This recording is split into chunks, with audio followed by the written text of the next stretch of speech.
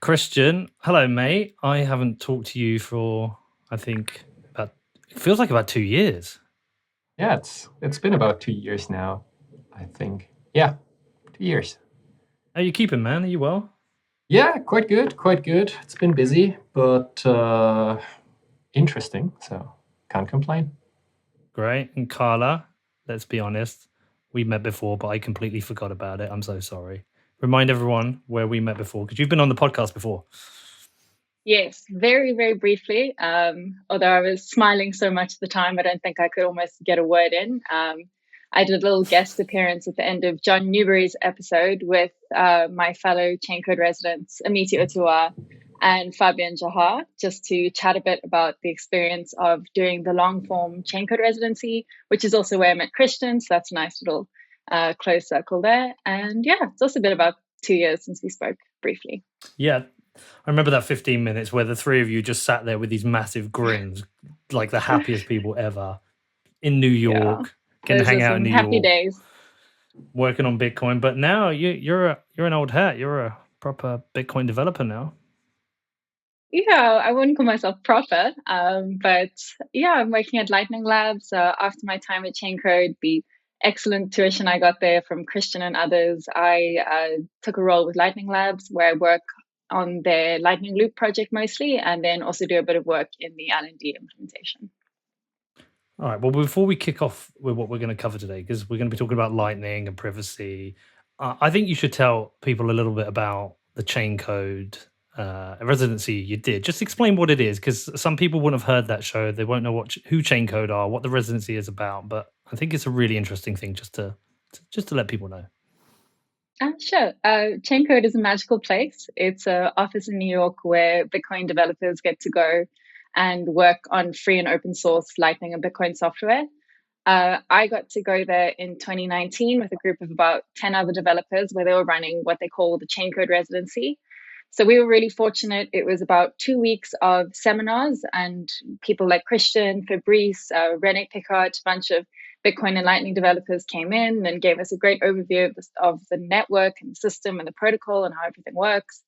And then we were the first group that got to do this. And unfortunately, because of the pandemic, the last, we also had a glorious 2-month period where we just got to stay in New York, work on projects that we were interested in, and really like dig into Lightning and Bitcoin deeply, which is where I first started really meaningfully contributing to L&D. Now that the pandemic's hit, Chaincode has been running those seminars online, which I think it's really great. A colleague of mine who's just started, Elma Ton, went through the Lightning seminars, and now she's working at Lightning Labs. So I can advertise the remote version very highly as well. They're open on GitHub. They do run them every few months. You get into a small group, you do calls, you discuss all the content from our original seminars because everything's on YouTube, everything's open source.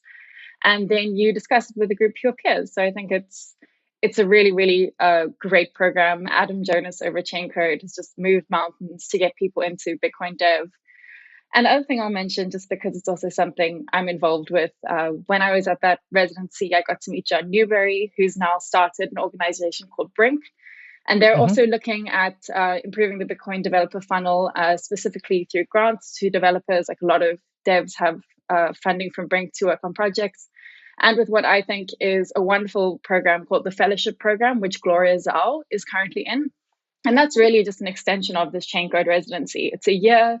You go join them in their office in London and you onboard onto Bitcoin Core. And I am one of the members of the board of Brink, where we take applications for grants and fellowships. And I also think that's a great extension to the Bitcoin developer funnel, which is very much inspired by and of the same quality as the Chaincode residency.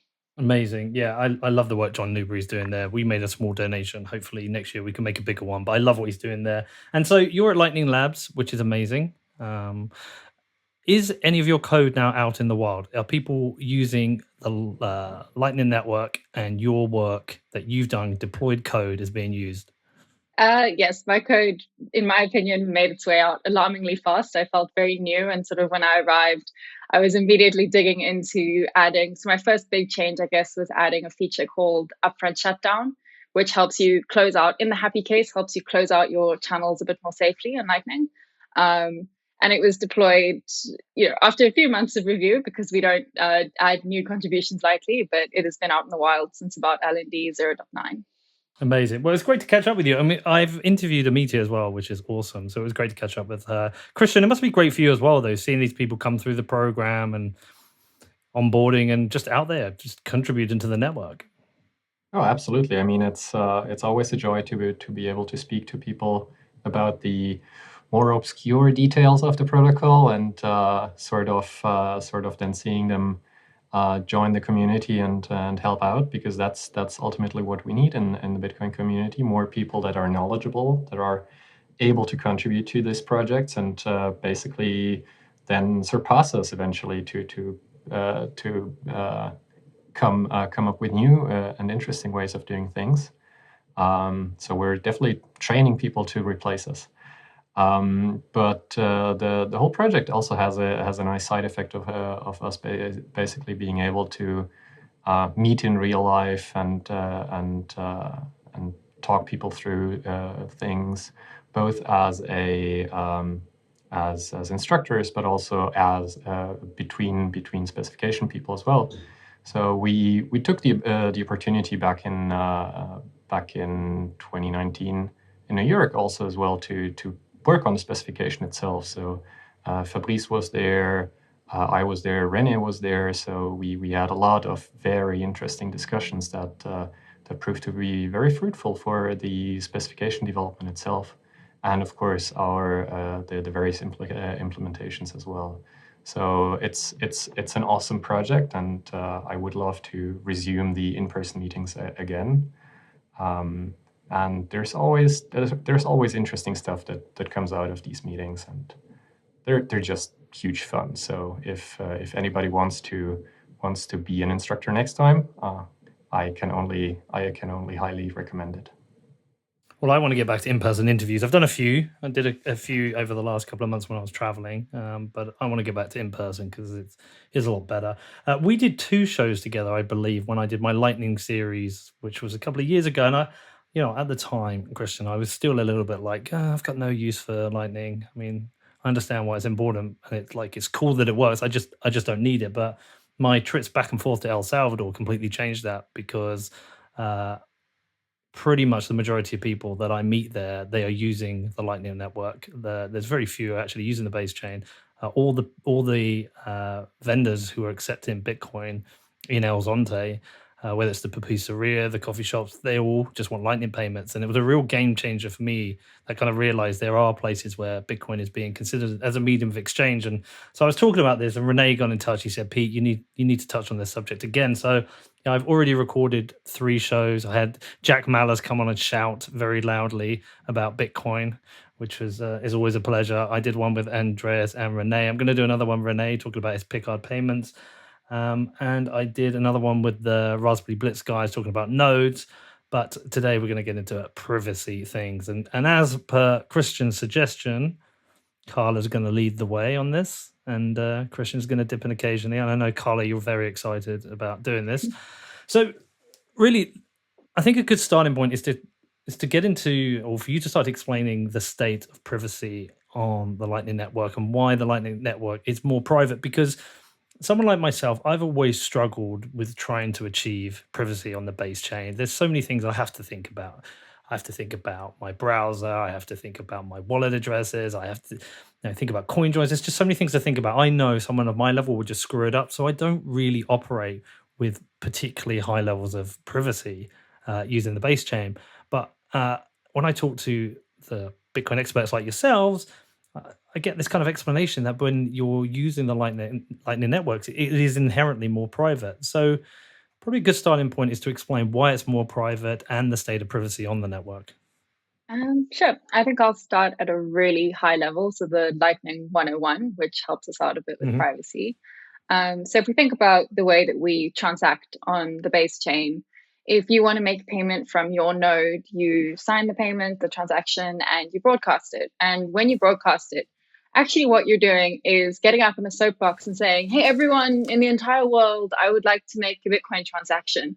Please, will you tell everyone you know that I would like to make this Bitcoin transaction so that the miners will find out about it and eventually it'll make it into a block, right? So that's sort of flooding the network with transactions which you want to get into a block.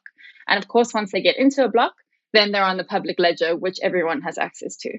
And then, of course, we know there are companies like Chainalysis that will take that public ledger and examine it and try and correlate UTXO. Yeah. Fuck them guys. Fuck them guys. Yeah. Sorry. And they will try and take reaction justified. But they will try and take this public ledger and they will say, okay, how can we identify individuals from this information we've got? And then the other thing they'll do, which I can't be certain, I don't know if we're certainly doing it in practice, but because of the nature in which we spread these transactions through the network, they can, in theory, spin up a bunch of Bitcoin nodes and connect to as many Bitcoin nodes as they can, right? And they just need a few servers to do this. They're such a big company. They have all these ridiculous government contracts. I'm sure they have money for it. And connect to all of these nodes. And so when I get up on my soapbox and say, hey, everyone, I want to broadcast this transaction, I'm the first person who sent that from my node they're connected to. So they can try and trace you within the network and within the way you actually broadcast these transactions. And that's actually a lot of what you chatted to Amelia about on a podcast, and Amelia is really passionate about addressing the way in which we broadcast on the base chain to make that a bit more private.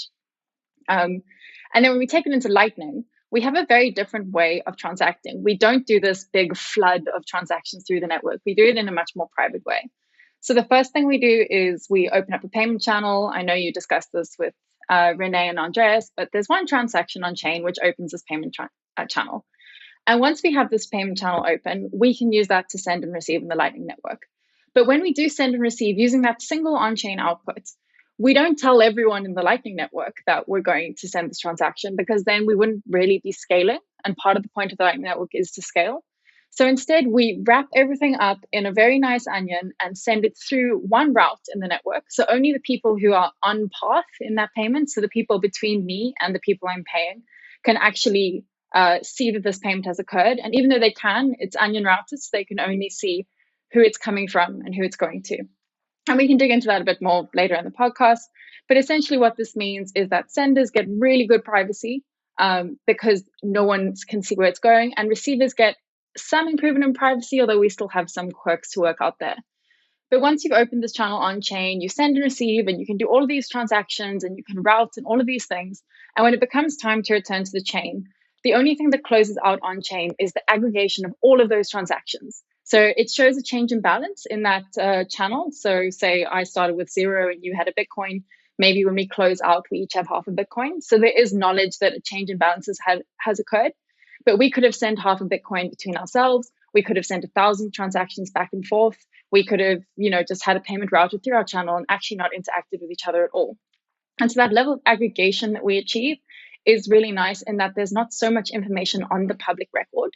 And on the network itself, everything is onion routed, so it's much more private. One thing I think when you mention, it's a bit difficult for you to manage your UTXOs, one thing I think that we do leave behind a bit when we talk about Lightning privacy, and Anthony Broning's got a great article that he put out a few months on this, is that Lightning is built on top of the main chain. So you are bringing your on-chain privacy with you. Although there's a transactional increase in privacy, so when you send and receive, you have better privacy. If you send a UTXO from Coinbase to fund your channel, Coinbase knows that you sent that to fund your channel.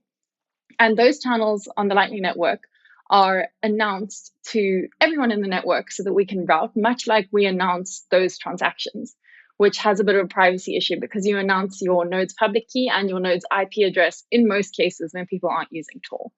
And there it gets a bit tricky because suddenly we have UTXOs, we have IP addresses, and we have publicly broadcast information, just like the transactions on the base chain. And our companies could maybe come and try and learn this information and use it to cluster and de-anonymize people like they do on the base chain. Yeah, I think that's the perfect difference here. The difference between the groups that you're actually telling about a certain transaction happening is quite limited when you talk about Lightning, whereas in Bitcoin you're basically, it's a broadcast, you're telling everybody, right? But there's a second aspect to this, which is the difference between the information being persistent in Bitcoin, because chain analysis companies can basically come in much later and basically analyze the blockchain And because the transaction you've published to the blockchain is persisted, they can basically work backwards from the current state and basically uncover your profile even afterwards. So if you thought you had perfect privacy right now, and say sometime later there is a discovery that makes it possible to create a profile on top of this on top of the blockchain, you might actually uncover the past profiles of users as well, not just the ones that are currently in the network. And this is in stark contrast with the ephemeral nature of Lightning payments, because the payments that are performed on a Lightning basis are only shared with the involved parties, but this information is also forgotten as soon as the parties go away. So there is no way for a chain analysis company to basically go back in time and look at a persistent trace and then build profiles on top of that. So there's this persistent versus ephemeral nature of information. When it comes to actually looking at the transaction propagation that Carla was mentioning before, where a chain analysis company can basically spawn a number of nodes and look how the information is propagated in the network to identify roughly from which geographic location a transaction was started. That is not hard at all. I did that during my PhD, and during the first year, you open a couple hundred connections, and you then can trace where a transaction basically is transferred on the network itself. So I wouldn't put it past them to actually be doing this, unless they're lazy. Well, my expectation is, my expectation is chain analysis and Jonathan. I think is his name Jonathan Levine. I remember that guy's name, the guy who likes working for governments. My expectation is they're doing something. They're trying to see how they can get data out of the Lightning Network. I'd be very surprised if they weren't. So I do have a few questions. Carl, I wrote a few things down here. Firstly, look, I know what onion routing is, but there's going to be people listening who won't have any idea what you're talking about. Do you want to explain what onion routing is? Sure. So on a very high level, and thank you to Christian for drawing many pictures on the board at chain code to really get me through this one. But in short, if I want to send a payment to Christian and it's going to go from me to a couple of different parties in between, instead of doing what the internet does and saying, hey guys, I want to send a payment to Christian, here's Christian's address, please will you just do your best to send it? And everyone on the internet, this is how IP forwarding does, they just sort of look up his address and try and send it in the general direction of where he is. And that's not very good for privacy, because then every single person who sent this packet along the route knows that I was sending it to Christian, and they can quite easily look back and see, okay, this was propagated through this route. And now the way we do it on the Lightning Network is different, because instead of saying, okay, here's my end destination, I, as the sender, look at the Lightning Network and I try and figure out the route I'm going to take to Christian. And I know you've discussed this in a previous pod, so I won't go into it too much. But once I've created that route of hops, I actually take each hop and encrypt it with a key that belongs to the hop on that route. So, and then I take them and I put all of them inside of each other and create what's called a very big onion. And then I send it to the first person along the route. And they only have the first key. So they use that to decrypt the first layer of the onion. And they can see that it was sent from me, and they can see it needs to go to the next person. But they don't know whether there were any hops before me, and they don't know whether the next hop is the last hop or there are many more hops after. And we also do a really nice trick in the Lightning Network where we actually rewrap up this onion to keep it the same size. So you can't get a really small onion from me and say, oh, look, this clearly is going to terminate the next hop. We keep it a constant size as we forward it along. So it takes every little hop and it's just unwrapped. You know where it came from, you know where it's going, but you don't know anything in between. It's the same thing that Tor uses. Okay, probably a question for you, Christian, in that we know some services block CoinJoin UTXOs. Do we ever worry there'll be a risk that UTXOs that have been associated with creating lightning transactions may eventually be blocked by certain services because it's seen as a way to gain privacy? It seems like any service in Bitcoin that is used to gain some form of privacy becomes something that regulators are scared about.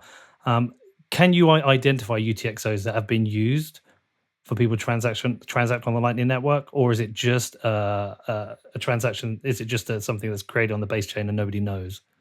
That currently mostly depends on your own usage of the Lightning Network.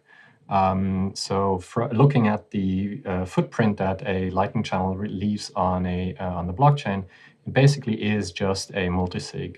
There is a number of good reasons why you would want to have a multisig. For example, to secure your own funds, to basically have shared custody over some funds. And Lightning is but one use case for that. Now, when you close a channel, then we have a second footprint on the Bitcoin blockchain, and that might give away some information about whether that was a channel or not. In fact, I myself am collecting this information to basically see how the network grows and how the performance of the network is, so to better inform our specification approaches on the success probabilities of channels being closed correctly or incorrectly, or things like that. So if we mutually agree on closing a channel, then there is very little telling an observer that this was actually a Lightning channel.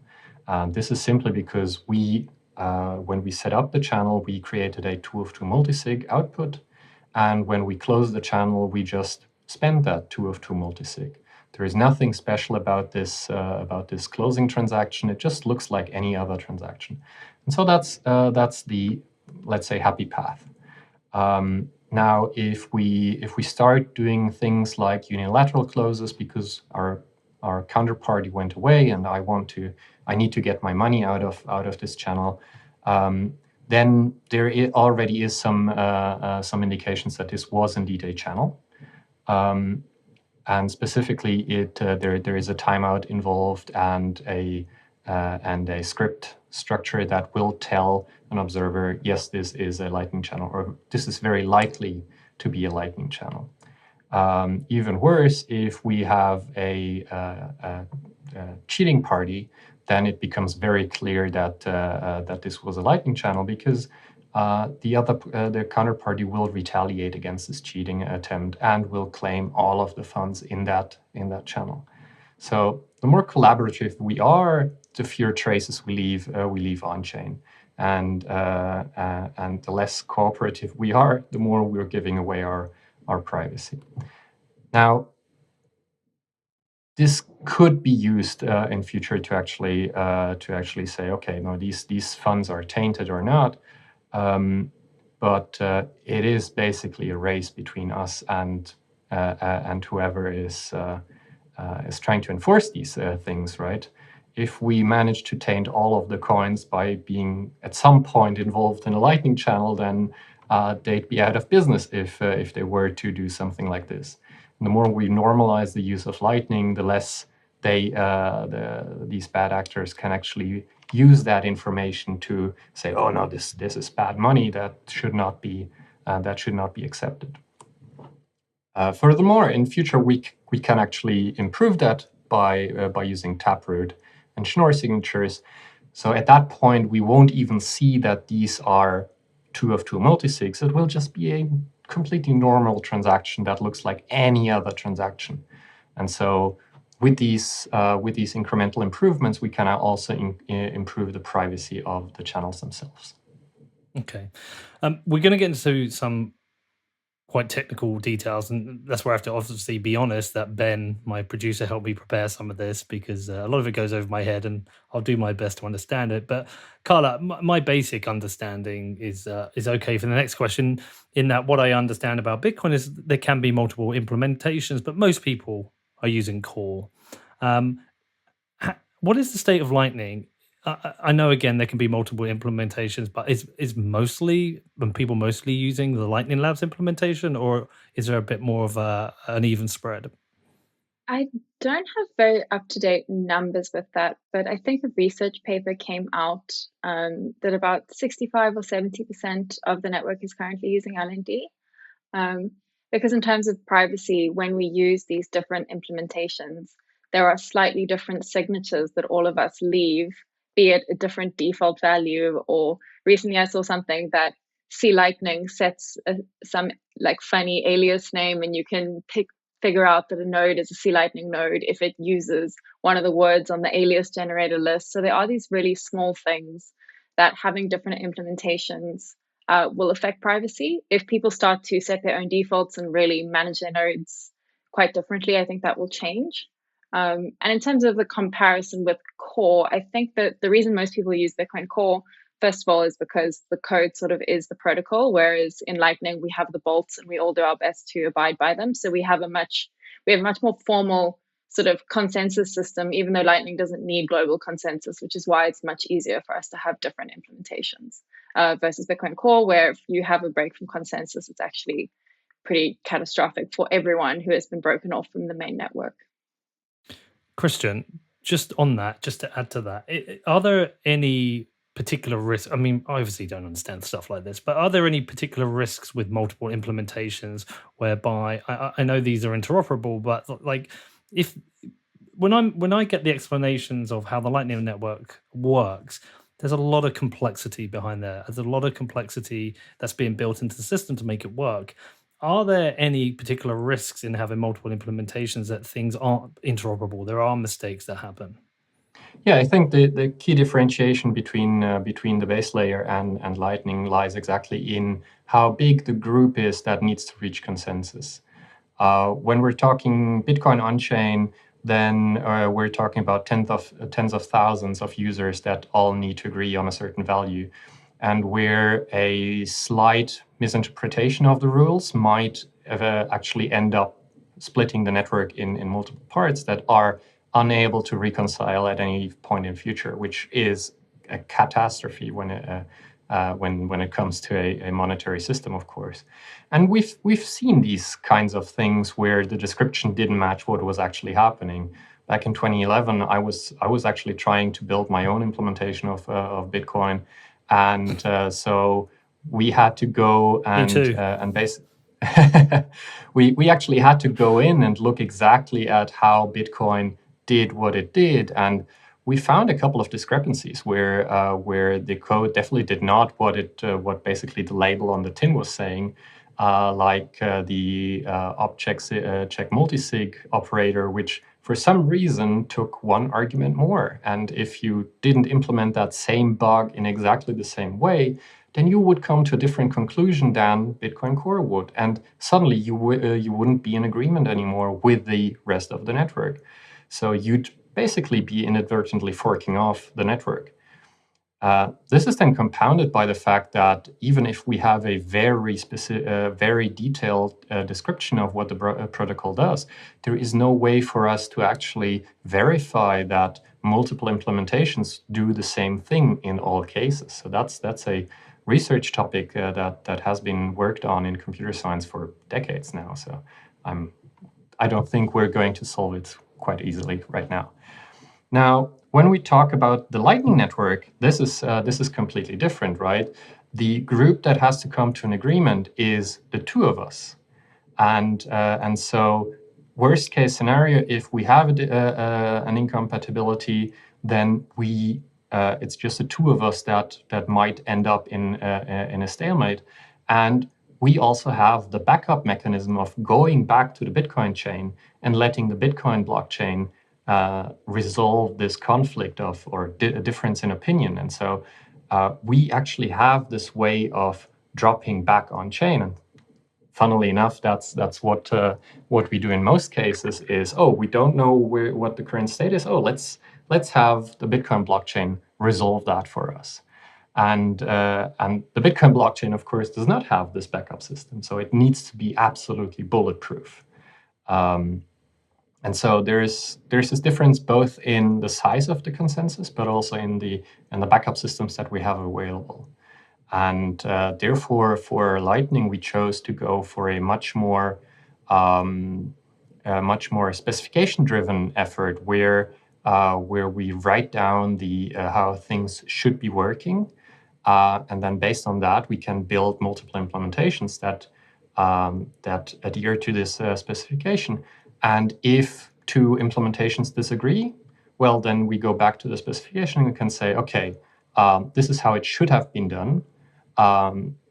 this implementation did it wrong. So we have a specific set of actions that we can go to and fix this. And if the specification doesn't say anything about this, well, then we need to patch that hole and make it more precise so that any future implementations will not run into the same issue. Okay. All right. Well, we're going to get into some of the more technical stuff now. And as we go through this, Carla, one of the things I want us to do is I like to use Bitcoin without having to think about too much of the complexities. I like to use it like I use PayPal or Visa or anything, just not even think about it. So when I go to the shop and I buy something, I just use my Apple Pay or scan my card and everything just works. I don't have to think about everything in the background. I kind of want the same with Bitcoin sometimes, right? If I need to send Christian $1,000 of Bitcoin, he sends me a Bitcoin address, I just send it and don't think about everything in the background. When I'm in El Zonte and I'm buying a cup of coffee, again, I don't really want to think about it. I just want to scan the QR code or scan the invoice and pay it. A lot of time when things get explained to me about the Lightning Network and how the different things work, I'm like, is this something I need to be aware of? Or is this just how it works and you're explaining it to me, but I don't really need to care? And the reason I want to separate these is because we've got a range of people listening. There'll be someone like you, Carla, who understands all of this. So when it's being explained, you'll get it all. And there's other people who'll be listening, be like, holy shit, is this something I need to be aware of? Do I need to understand how this works, the way these channels open and close and the rule sets? So it's really good to give a guidance on whether this is something someone needs to be aware of, or this is just how it works in the background. Does that make sense?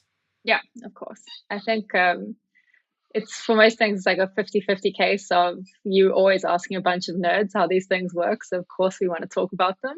And some of the things people need to know about, some of the things people need to know about right now, but not always. So I'll try and make the distinction. All right. Well, we're going to work through a list that Ben has provided me. Thank you, Ben Prentice. You're amazing. Okay. So the first thing he's put on my list to talk about is jamming and HTLC spamming. So I think it's good to explain what it is, how this works, and what you guys are doing to prevent this. Sure. So when we talk about HTLC jamming or spamming or whatever we call it, it is on a very high level. If someone decided they wanted to grief the Lightning Network, they can send a bunch of payments with junk pre-images. So the secret that you use to claim the money in Lightning is called a pre-image, but basically they send a bunch of junk payments through the network. And they create all those onions and they forward them through. And maybe they could do this on a very high level and just sort of send tons of payments through the whole network. Maybe they could do this on a specific level and send all of the payments through your node. And the reason that they can do this, it's a lot like the Bitcoin base chain back in the day before we had minimum relay fee and a bunch of these things, is that there's no cost when a payment fails on the Lightning Network. If you send that payment all the way through and it gets to the end, and they decide to fail it back, there's no expense fee, there's no routing fee charged. And that, I believe, is quite intentional, because part of what's cool about Lightning is that you get to make micropayments, and it's also quite difficult to route. So if you have to suddenly start to pay every single time you fail to route, you might end up, that's a terrible user experience. You don't want to go and pay for a coffee in El Zonte and have to pay a few cents because your payment failed. That's like a very, very bad user experience. But because we don't have this cost associated with failure, if someone chose to, they could send a bunch of HTLCs through the network, lock up someone's liquidity. So a channel only has a certain size. They could fill up that channel with HTLCs, or they could just send a bunch of really small HTLCs because the channel can only hold a set number of HTLCs, and then hold them for quite a long period of time. Because the bad case of a Lightning payment, we wait a few blocks to see whether it's going to resolve or time up. In the good case, it goes through near instantly. But in that bad case, which they can exploit by sending a payment to themselves and just holding it for as long as possible, you can actually jam up some of the channels in the network. Whether anyone's actually done this yet, I don't think so. And to the end user, if you're not running a big routing node, if you're not like Fold or Strike who's using this on a big operational level, this is definitely in the class of things you don't need to care about. You would probably see, oh, I can't send a Lightning payment right now. That's quite annoying. In terms of ways to address this attack, I think it's very similar to back in the day when people were sort of having the big block argument and decided to spam the base chain with a bunch of really low fee transactions. They decided to glue up everyone's mempool, and for a while the network got a bit stuck. But then those transactions were cleared. The developers had a look at it and said, okay, we're going to introduce a minimum relay fee so that if someone chose to try and gum up the mempool, then they actually are going to end up paying this minimum fee. And so far as I know, no one's ever done it again. Ideally, we would find a solution to this before it happens, because it's never nice for things to break live and have to scramble to fix it. But at the moment, there are just a few different proposals as to how to fix it, because we wouldn't want to add this cost to routing. It seems like it would really suck. It would be quite a bad user experience. We probably don't want to do something like rate limiting, because then an attacker can still sort of degrade the network quite badly. So that one's still a work in progress. But in terms of end user and needing to care about it, I was an econ student as well as a computer science student, and I did a year of economics, and I thought I was going to change the world of economics. So thank goodness I found Bitcoin, because that was never going to happen. But I did this great course. It was the economics of war, terror, and crime, and looking at the people we label as criminals, terrorists, etc.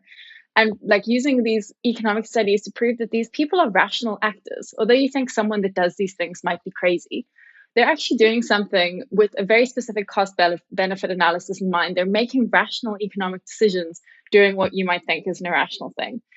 So when I think about, maybe someone's going to jam up the Lightning Network with HTLCs, they are going to have to spend a bit of money to do it. Maybe they'll be able to tell their friends that Lightning sucks once they've done it, but there isn't really an economic incentive to do that right now, especially when we're in a world where you can just send someone a phishing email and they'll give you their seed. There's just very little incentive to make this like you go for the weakest target, you always do, and it's a rational thing to do. And if your objective, even if your objective is a grudge against the Lightning Network because you're a Bcasher, it's much easier to make other attacks on people. So it's a theoretical problem that people are working on. Christian's probably got a better idea of some of the more up-to-date solutions for it, but I don't think it's an issue for the end user as it stands. Yeah. So one rationale for causing such an attack would, for example, be one routing provider trying to pin out the competition, right? So there are some scenarios where this attack might actually be rational, but in this case, again, the end user would not see the impact, because basically it's these routing nodes fighting among themselves, but for their traffic. So they likely will even benefit from this kind of thing going on, because their routes might even become more efficient. There might be more redundancy. The network as a whole might become more resilient, and overall, the more we sort of remove single points of failure that might be target of such an attack, the more resilient the network as a whole becomes. So if you are under attack, it might be bad for you, but for the network as a whole, I think it might actually end up being a net positive. As for countermeasures, there have been proposals basically to start unwinding the privacy a bit on a per use case. So this is a proposal that Rusty had a couple of years ago, where if an HTLC, if a payment is stuck for a long time, and I basically look at my watch and say, "Oh, this is not good. I want to either make progress on this, or I want to remove this because it's never going to happen."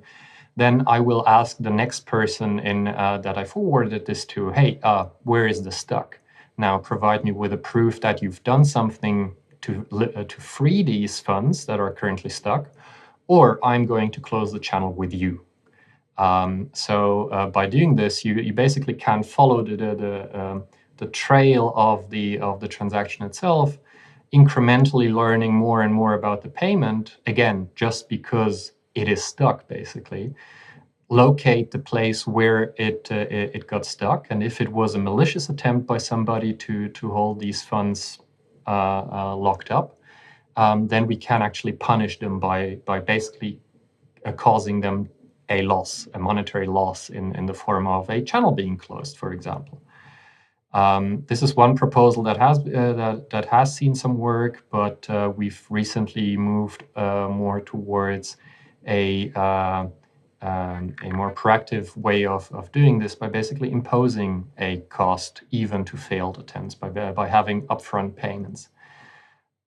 So whenever I forward a payment to you, I will also have to transfer some money that is independent from the success of the payment to the next hop. And by doing this, I'm assuming that the worst case is going to happen, and then there is a cost associated with a payment, and basically paying for that capacity that is being locked up in a worst case. Now, there is a lot of details in here.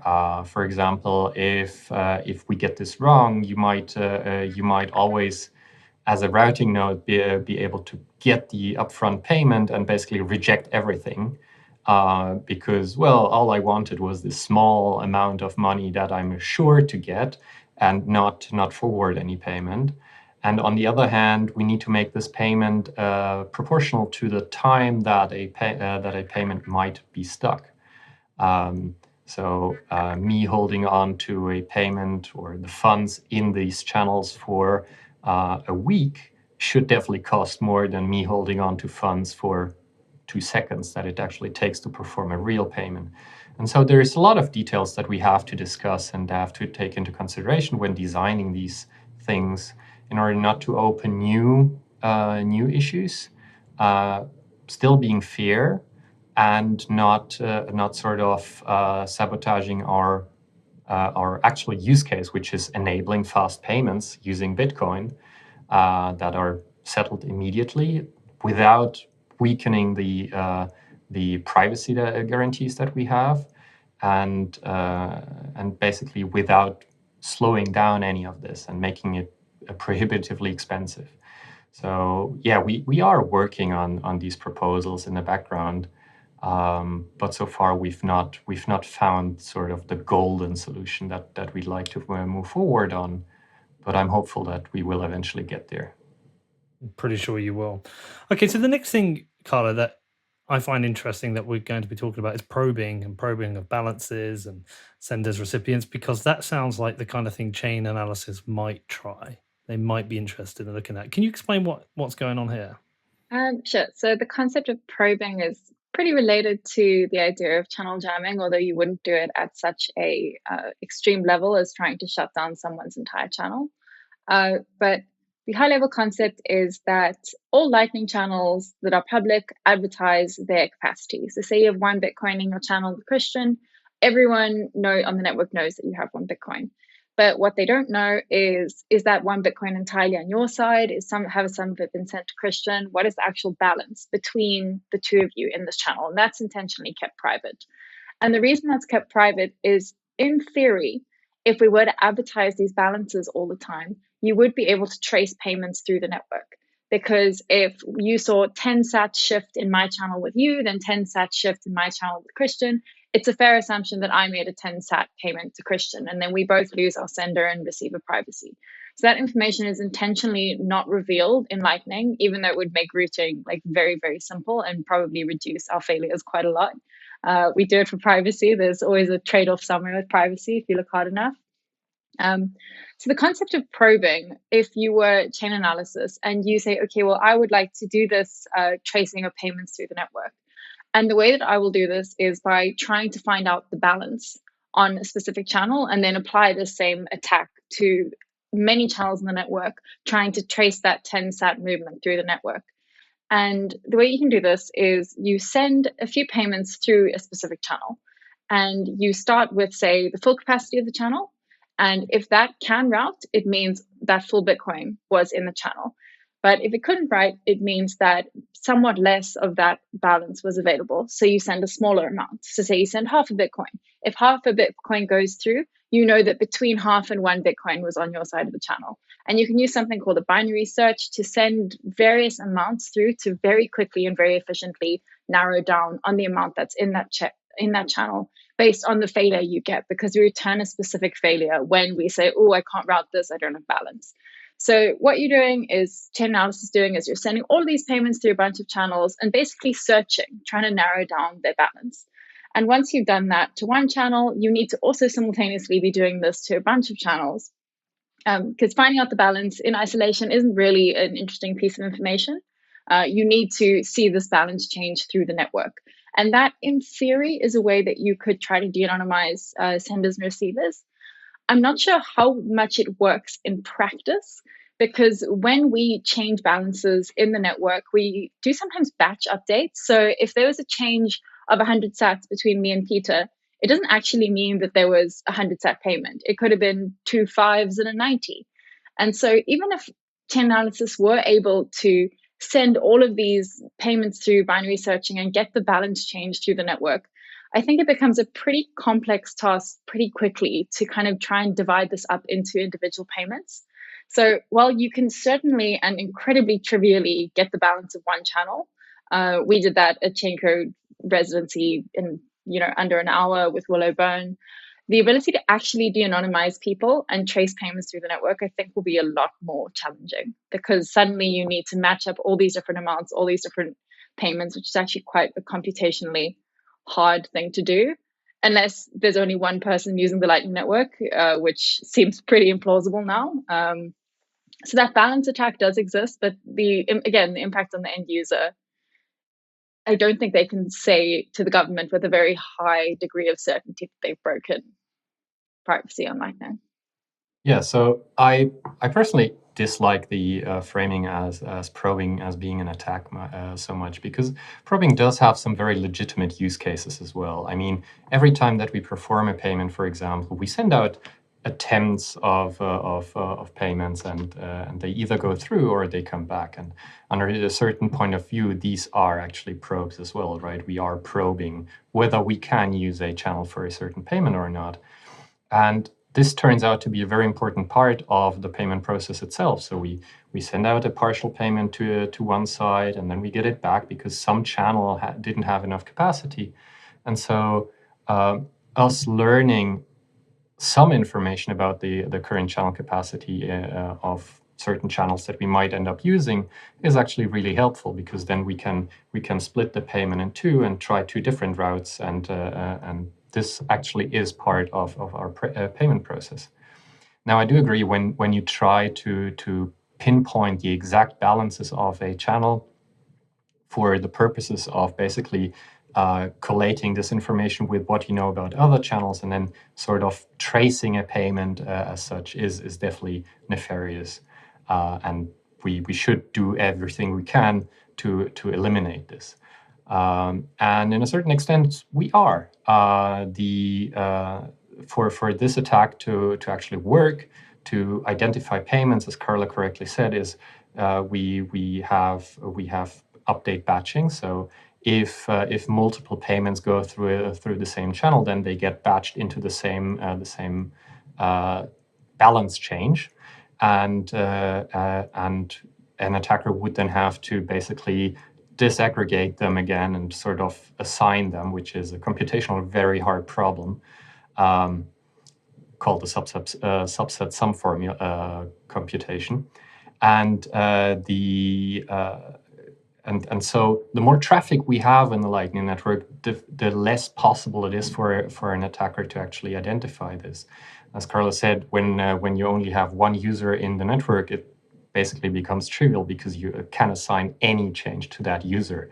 Now, if we have tens of millions of users, then the channels will be so busy that all of this information that you might be able to collate among channels is so noisy that you can't really identify a single source of for this change. In addition, we do have limits on the size of individual payments that we will forward, called the HTLC's maximum size. And so, if your capacity is above this size, then you will not be able to basically infer that, because the biggest payment you can ever make is basically 10, and if your balance is 15, then we can not go further than 10. In addition, we do have some ideas of randomizing this as well, right? If you collate information across multiple channels to basically rebuild what the actual payment is, by introducing noise in those measurements, you can throw off an attacker that is trying to make this this system. And even if they were able to sort of attribute every single channel change on the network to a payment, this noise would throw in enough uncertainty to actually make these determinations absolutely pointless. And a third defense that we have is basically that probing is not instantaneous, right? As explained, to probe a channel, you sort of send one payment, and you see, oh, it's too big, so I'll try a smaller payment. And so to probe a single channel, it will take a couple of seconds. Now multiply that by the number of channels we have, and to get a complete picture, to be able to infer the entirety of the network, that's a very, very compute and resource intensive process. So because you will have to have about the same number of bitcoins just to probe the network as the rest of the network as a whole. So all you can ever dream to do is probe a part of the network. And so anything that might start or end outside of that network, you will not be able to infer correctly. And so I think we do have a pretty good picture, and the more users we get, the more imprecise these things get. So I'm quite optimistic that this is going to work out. It's starting to sound to me, Carla, like much of these are really theoretical attacks and not things to be hugely concerned about yet, but it's still great that people are working on it. I do want to ask about flood and loot and a fee blackmail attack, just because it sounds kind of cool. Sure. I think flood and loot does specifically fall into the theoretical attack because it is sort of an apocalyptic version of something more specific that we're looking at in the spec, and that is the question of, can we get a transaction to chain within a certain number of blocks? Because Lightning relies on this principle in many different ways. It relies on it for the penalty transaction if someone tries to cheat you. It relies on this to claim HTLCs, which are active in your channel, if you need to go to chain in the uncooperative case.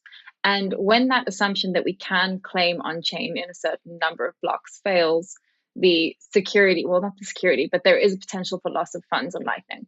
So what flood and loot looks at is a really extreme case where someone decides that they want to attack the Lightning network.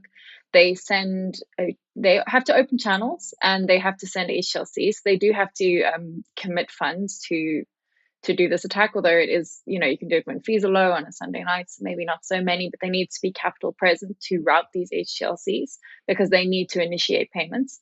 And they send a whole lot of HTLCs through the network, and then they just hold them and they wait for the timeout case to be hit. And in the timeout case, this attacking node will not release the payment. So we will be forced to go on chain because the payment can't resolve. And the theory here is that if you have enough HTLCs that you can spread through the Lightning network, you know when they're going to time out.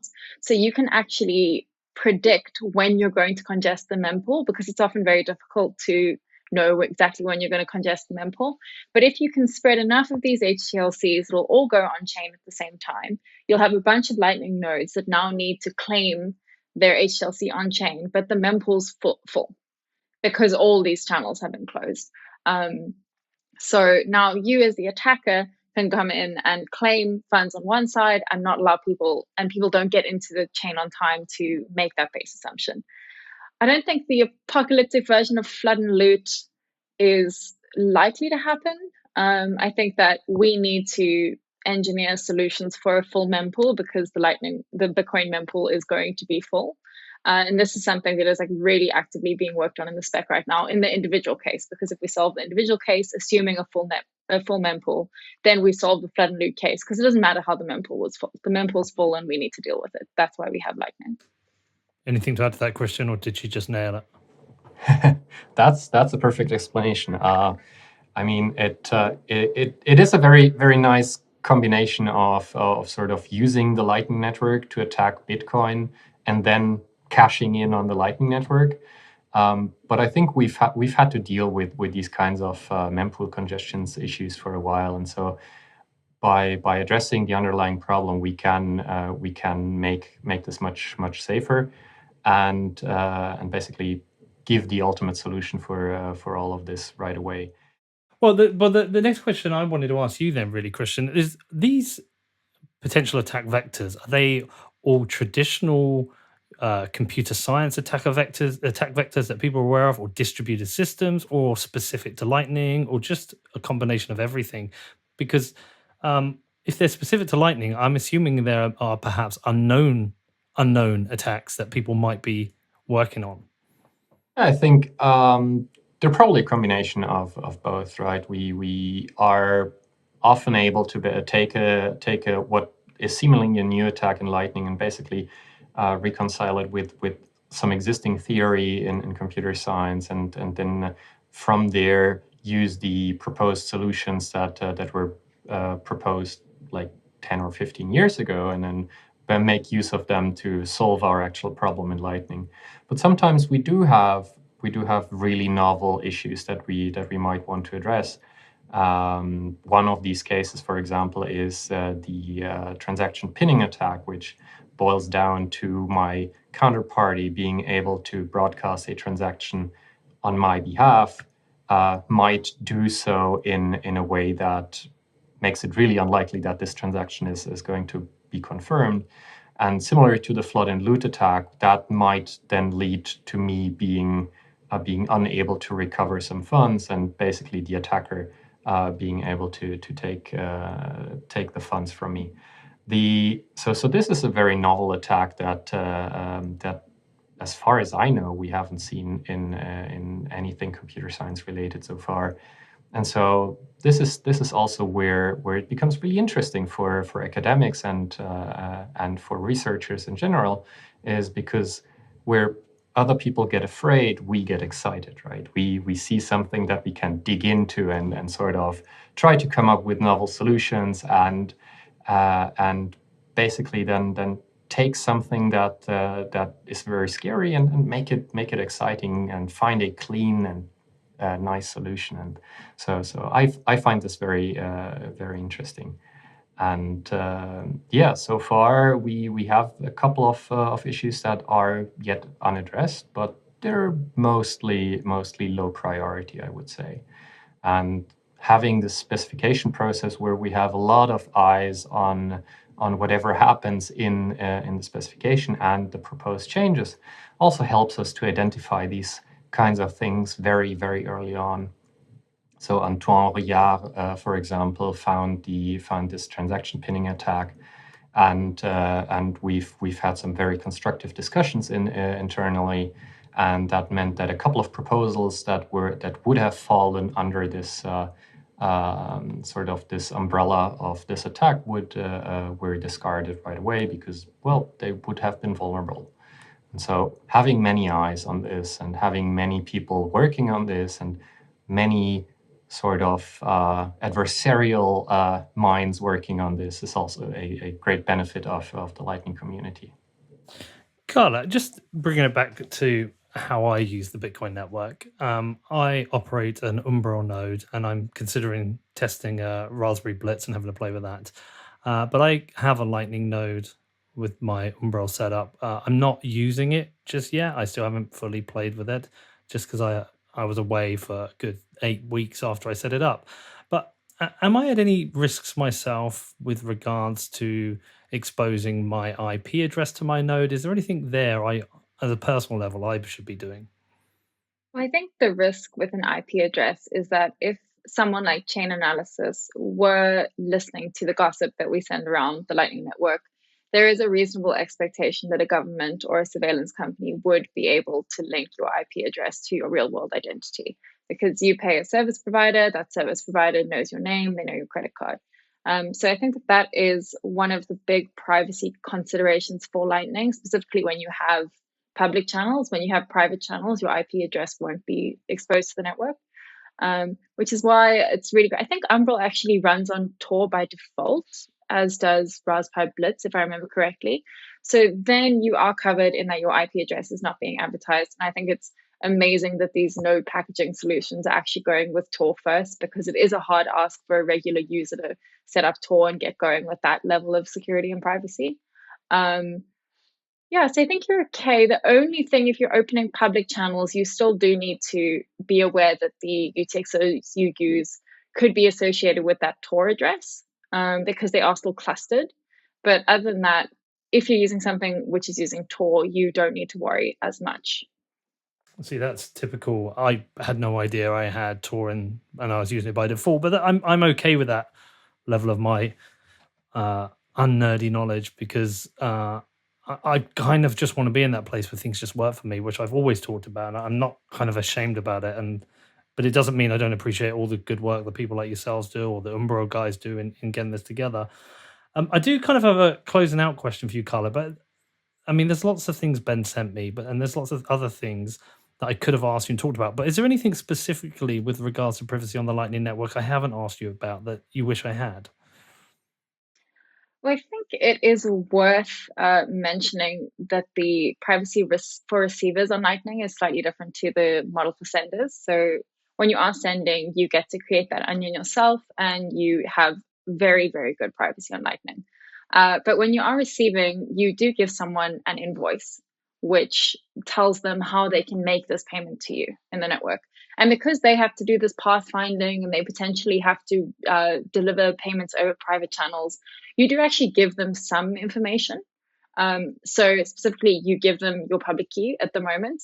And if you have some private channels, you also tell them about your private channels so that they know how to route to you along those private channels.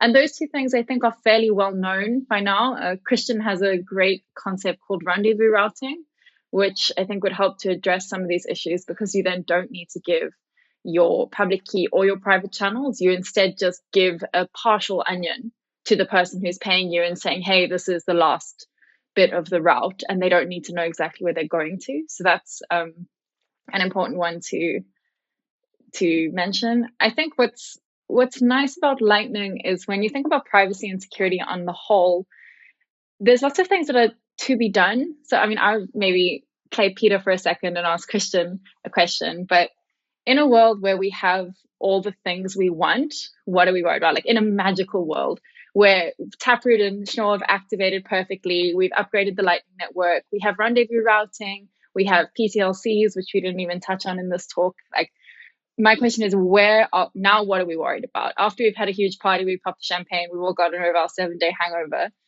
Because the one thing I would say is still the on-chain concept we do need to be thinking about. And I think people could think about a bit more the way we handle those UTXOs, because most implementations just use every random UTXO as it comes to them. But what would you say in the ideal world, when this has all happened, what are we still actually concerned about? I think that we'll come up with some interesting questions. Now, this is a very bubbly space, and so I think both on the attacker side or the adversarial thinking side, as well as the implementer side, we will always have a laundry list of stuff that we'd like to do. For example, we are now talking about route blinding instead of rendezvous routing. We're talking about maybe eventually having L2, maybe doing some stuff with channel factories. So I don't think we'll ever be done. And I'm not saying that because I think that's a sad thought, but because that's what excites everybody, right? We're all geeks in the end, and I think this is what we end up discussing and what we end up thinking about, and we will not run out of ideas to work on. Now, to the outside, that might look like this is all doom and gloom, and everybody's under attack, and nobody's safe, but we are basically inquisitive minds that are looking into how we ourselves would break this, and how we could defend against this. And so I think it's a very positive signal when there's a new paper coming out that says, oh, we found this new attack. And for me, that means it's time to dig in. And for people seeing this paper, it might mean, oh, we're all doomed. But the issue is we're doomed when there's no paper, when suddenly things start breaking, when suddenly there is something that is not working and we can't explain it. And so that's when I'd be worried, not when there's a new attack being talked about, because attacks are just open questions, open challenges for us to come up with solutions. And I think for me, Carla, I look forward to the show where I come back and I say to you, talk to me about privacy on the Lightning Network, and you say, "Oh no, it's all done. Everything is perfectly private." I mean, there's all this technical stuff in the background, but you don't have to think about anything. Everything's perfectly private. And I'm like, okay, we record a 2-minute show and we're done. We go and have that. How much do you drink, by the way, for a 7-day hangover? Because No, I'm just joking. that's pretty brutal. And no, I as know, I get you are. older, they get longer. So I assume it's just linear. They just keep going, right? I'm only on about 2 it days depends now. how. So No, once you start getting to the 3 days ones, you start to drink a lot less, and then you start to think about other issues. Hey, Christian, are you there? Or are you hungover? Yeah. Yeah. I'm totally hungover on water from a Guinness glass. I'm just sunburned. All right, listen, I do have a closing question for you, Carla. By the way, you've been absolutely brilliant. I don't know how many podcasts you've done since I've seen you, but you've absolutely nailed it. Christian's faith in you was fully deserved. But do you just want to talk about what you're working on right now? Do you want to tell people what you're doing? sure, I'll keep it short. I work on Lightning Loop. So if anyone's experiencing any issues or has any feedback on that, please do pop issues on our GitHub. Lightning Labs is hiring. Got to throw that one in.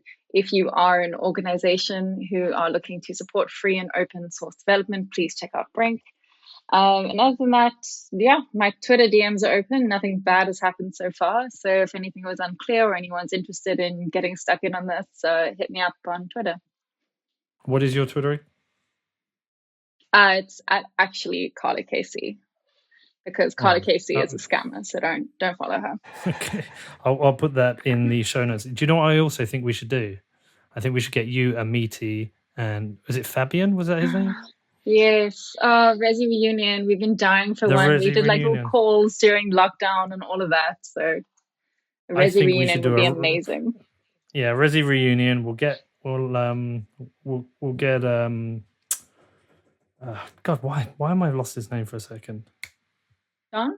It's going to be so embarrassing. Newbury. Get John Newbury back with us, and the three of you. We'll do a reunion, talk about it, and try and encourage people to make donations towards open source and development, because I think that's obviously a permanent and important topic that I'm actually talking to John Pfeffer about later today as well. So, well, brilliant. Lovely to see you again, Carla. I'm glad to see you absolutely crushing it, and you must be very proud, Christian, and good to see you again. Christian, tell people where they can follow you. Yeah, I'm on Twitter at SNYKE, Snike, and C Decker almost everywhere else. So reach out to me if you have any questions, or if you're interested in just talking Lightning. I always enjoy talking tech. Well, keep up the amazing work. Honestly, for people like me who are quite challenged on the technical side, a little bit lazy as well in my understanding, just to go out to somewhere like El Salvador and to be able to use the network every day perfectly. I've never had a single failed payment when I've been there.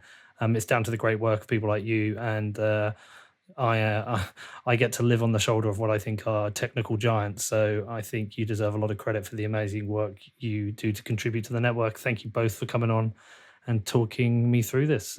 Keep doing it, keep crushing it, and hopefully see you soon. Will do. Cheers, Peter.